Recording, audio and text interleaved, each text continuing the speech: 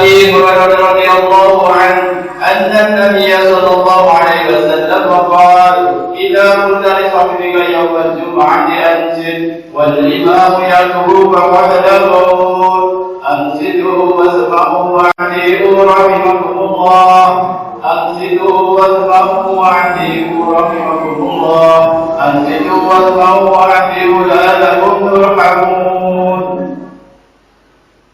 اللهم صل على محمد، اللهم صل على محمد، اللهم صل وسلم على سيدنا محمد.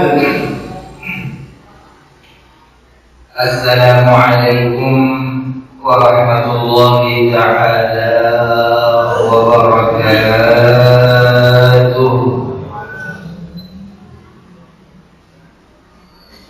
الله أكبر،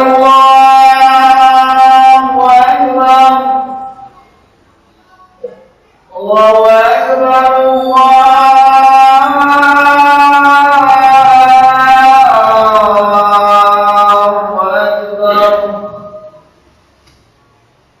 أشهد أن لا إله إلا الله،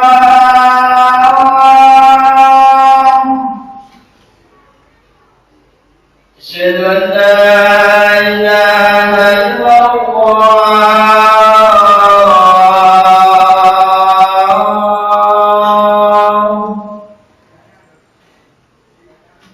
أشهد أن محمدا رسول الله،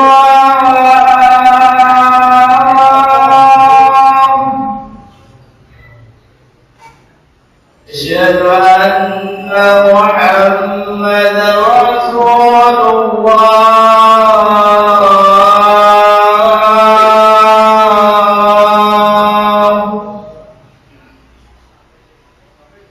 حي على الصلاة،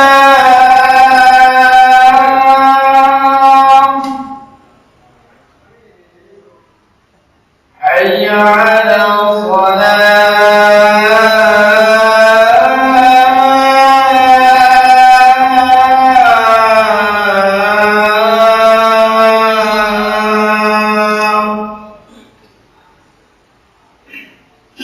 حي على الفلاح،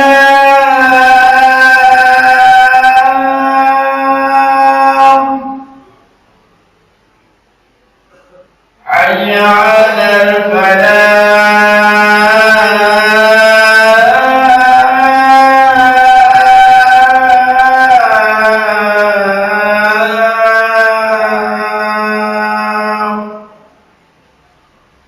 الله أكبر، الله أكبر، لا إله إلا الله.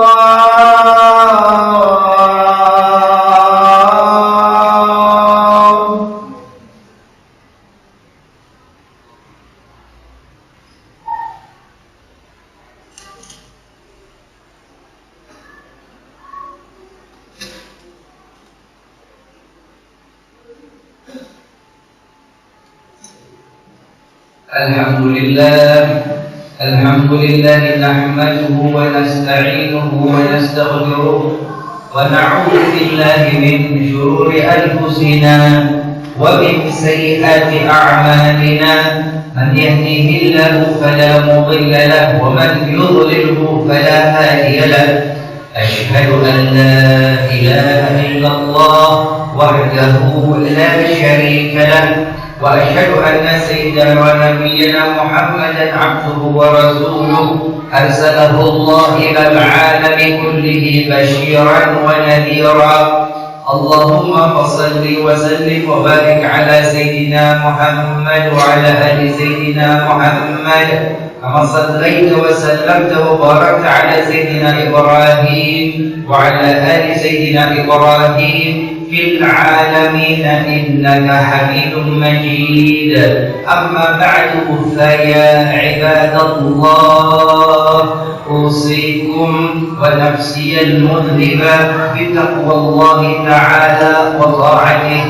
Hadirin jamaah salat Jumat yang dimuliakan oleh Allah Subhanahu wa taala, saya wasiatkan kepada diri saya pribadi dan kepada seluruh hadirin jamaah untuk senantiasa bertakwa kepada Allah Subhanahu wa taala. Allah Subhanahu wa taala dalam Al-Qur'an telah berfirman, "Fa inna khairaz zadi taqwa." Sadaqallahul azim, yang artinya maka sesungguhnya sebaik-baik perbekalan, sebaik-baik persiapan menjalani kehidupan ini adalah dengan at-taqwa, dengan bertakwa. Maka mari kita introspeksi mulai hari ini, bersungguh-sungguh takwa kepada Allah Subhanahu wa taala. Tiada perintah kecuali kita benar-benar melaksanakan sepenuh hati, dan tiada larangan kecuali kita benar-benar menjauhi sepenuh jiwa. Jamaah salat Jumat yang dimuliakan oleh Allah, di awal bulan Dzulqa'dah ini tentu kita mendengar bahwa sebagian jamaah haji di Indonesia ataupun di belahan dunia manapun, mereka mulai berangkat meninggalkan tanah air menuju ke tanah suci. Kita doakan mereka semua, seluruh jamaah haji dari Indonesia ataupun dari belahan dunia Islam manapun, semoga Allah Subhanahu wa taala yaj'al hajjahum hajjan mabrura wa sa'yahum sa'yan mashkura wa dhanbahum dhanban maghfura wa tijarah lan tabura. Dan semoga Allah Subhanahu wa taala mentakdirkan kita untuk sampai ke tanah suci Makkah Al-Haramain Syarifain di ajang manasik haji wal umrah. Jamaah salat Jumat yang dimuliakan oleh Allah, tahukah kita bahwa sepanjang umur Rasul Sallallahu Alaihi Wasallam, beliau hanya melaksanakan haji 1 kali dan melaksanakan umrah 4 kali. Dan itu butuh perjuangan panjang. Umrah pertama yang dilakukan oleh Rasulullah, umrah Hudaybiyah pada tahun 6 Hijriah. Beliau berangkat di bulan Dzulqa'dah tahun 6 Hijriah, disebut umrah Hudaybiyah. Tahun berikutnya Dzulqa'dah 7 Hijriah, Rasulullah melaksanakan umratul qadha. Tahun berikutnya Dzulqa'dah 8 Hijriah, Rasulullah melaksanakan umrah yang ketiga kalinya. Tahun berikutnya 9 Hijriah, Rasul tidak berangkat umrah, tidak berangkat haji, tetapi Rasulullah memberangkatkan Abu Bakar As-Siddiq sebagai Amirul Hajj dengan rombongan sahabat yang lainnya. Tahun berikutnya Dzulqa'dah 10 Hijriah, Rasulullah melaksanakan haji dan umrah. Inilah haji wada. Jamaah salat Jumat yang dimuliakan oleh Allah Subhanahu wa taala, saya ceritakan sedikit. Bulan Dzulqa'dah tahun 6 Hijriah, Rasulullah mengumumkan kepada sahabatnya beliau akan berangkat umrah. Para sahabat dari Ansar, begitu pula terutama muhajirin yang asalnya Makkah hijrah ke Madinah, mereka dengan sukacita berbondong-bondong ikut bersama Rasulullah. Maka Rasul dan rombongannya meninggalkan kota Madinah, kemudian berhenti di wilayah yang sekarang disebut Dzul Hulaibah, yang sekarang ada Masjid Bira'i. Di situ Rasulullah mandi, Rasulullah mengambil air wudhu, kemudian menggunakan pakaian ihram, 2 lembar kain putih tanpa jahit, 1 lembar sebagai kain sarung menutupi bagian bawah tubuh mulai pusar sampai lutut. Kemudian ihram yang kedua menutup bagian atas. putih, bersih, suci, maka para fuqaha mensunahkan bahwa kain ihram itu putih bersih. Mereka juga memfatwakan khilafus sunnah atau makruh kalau pakai kain ihram kok berwarna, baik warna total ataupun warna-warni. Itu yang perlu menjadi catatan kita. Kain ihram harusnya putih bersih. Zaman sekarang saja, baru-baru saja nyala-nyala ini kain ihram ada tulisan PT Travelnya. Dulu nggak ada. Sekarang kain ihram orang Indonesia ada tulisan PT Travelnya. Mohon maaf, itu tidak sesuai dengan sunnah Rasulullah, tidak sesuai dengan fikih. Maka harus kita suarakan. Ya, kalau saya itu coba menambah. Ada urusan begitu, urusan travel, nggak perlu ditampakkan di kain ihram. Kita menghadap Allah. Tiga itu. Saya lanjutkan. Setelah Rasulullah pakai kain ihram, beliau salat sunnah 2 rakaat. Setelah itu belum berniat ihram. Kemudian dari situ beliau mulai melanjutkan perjalanan dengan bertanya sambil membaca talbiyah, labbaik Allahumma labbaik. Dalam perjalanan itu rombongan Rasulullah ini terdeteksi oleh orang-orang Makkah. Maka orang-orang Makkah kemudian mengirimkan utusan menghentikan perjalanan Rasulullah sampai di tempat namanya Hudaybiyah. Orang-orang Makkah tidak bisa menerima kedatangan Rasulullah dan rombongannya. Kenapa? Karena selama ini kota Makkah dan kota Madinah tidak punya hubungan diplomatik. Tetapi terjadi perang, ada perang Badar, ada perang Uhud, ada perang Khandaq dan beberapa perang lainnya. Tidak punya hubungan diplomatik, maka orang Makkah enggan menerima kedatangan Rasulullah, kecuali orang-orang Makkah menawarkan gencatan senjata. Utusan Makkah, diplomat pertama Makkah yang datang kepada Rasulullah menyampaikan hubungan damai ini, terjadi dialog dan negosiasi yang awal. Orang pertama dari Makkah gagal mencapai titik kesepakatan.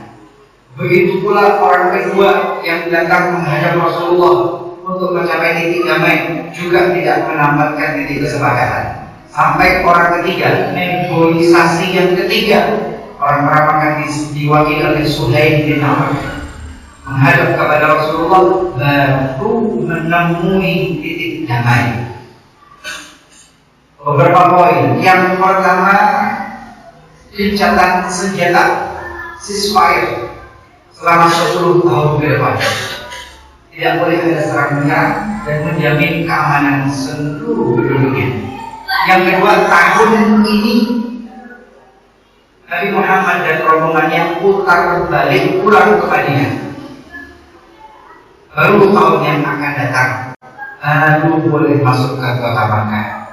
Oleh sebab itu tahun ke-6 Hijriah ini disebut Umrah Hudaybiyah, karena Rasulullah sudah terlanjur pakai kain ihram, tetapi tidak bisa masuk Makkah, tidak bisa tawaf, tidak bisa sa'i. Maka digantikan dengan menyembelih al-hajj, mastaysara min al-hajj, atau menyembelih kurban. Mungkin bahasa populer bagi zaman Indonesia, membayar jamu. Setelah itu barulah Rasulullah tahallul memotong rambut, kemudian melepaskan ihramnya, pakai pakaian biasa, kembali ke kota Madinah. Ini belum ada 6 Hijriah, Umrah Hudaybiyah.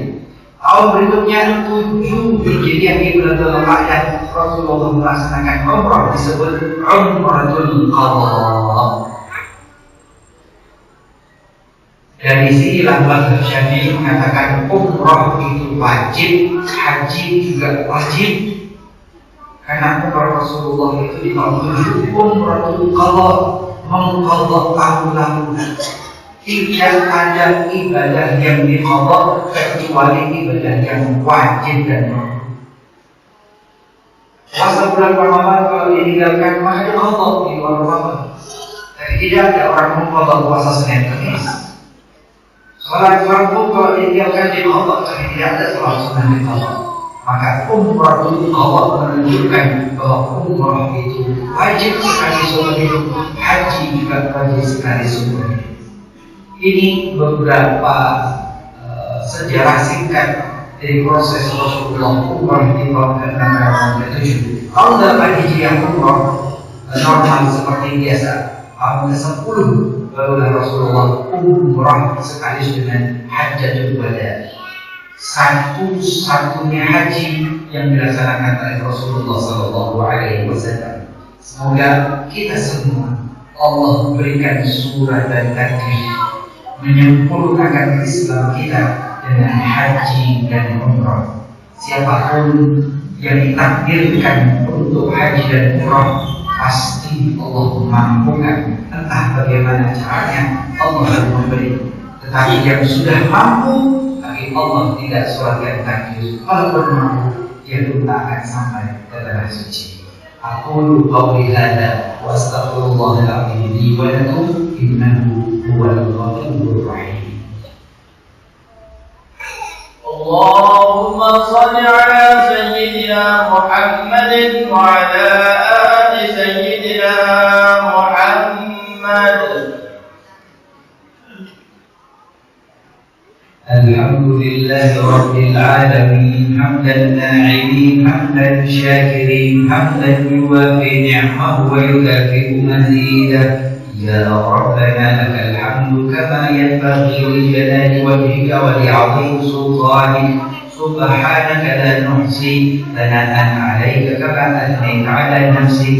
أشهد أن لا إله إلا الله وحده لا شريك له، وأشهد أن سيدنا ونبينا محمدا عبده ورسوله أرسله الله إلى العالم كله بشيرا ونذيرا.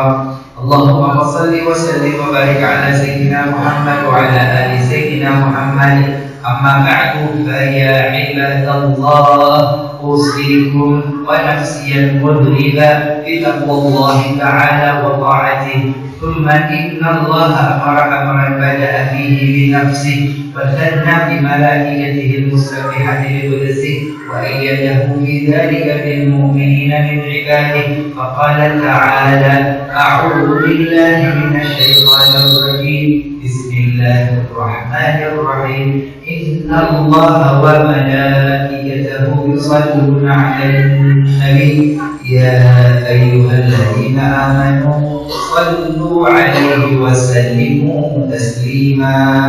اللهم صل وسلم وبارك على سيدنا محمد وعلى آل سيدنا محمد وارض عن صحابة رسول الله أجمعين. اللهم اغفر للمسلمين والمسلمات والمؤمنين والمؤمنات الأحياء منهم والأموات إنك سميع قريب مجيب الدعوات يا قاضي الحاجات ويا كافي المهمات برحمتك يا أرحم الراحمين. اللهم لا تدع في مسجدنا هذا ذنبا إلا غفرته ولا هما إلا فرجته ولا دينا إلا أديته ولا مريضا إلا شفيته ولا معسرا إلا يسرته ولا ضالا إلا أهديته ولا جاهلا إلا علمته ولا فقيرا إلا أغنيته ولا حاجة من حوائج الدنيا والآخرة هي لك رضا ولنا فيها الصلاة إلا قضيتها ويسرتها برحمتك يا أرحم الراحمين. ربنا آتنا في الدنيا حسنة وفي الآخرة حسنة وقنا عذاب النار والحمد لله رب العالمين. عباد الله إن الله يأمركم بالعدل والإحسان وإيتاء ذي القربى وينهى عن الفحشاء والمنكر والبغي يعظكم لعلكم تذكرون. أقيموا الصلاة.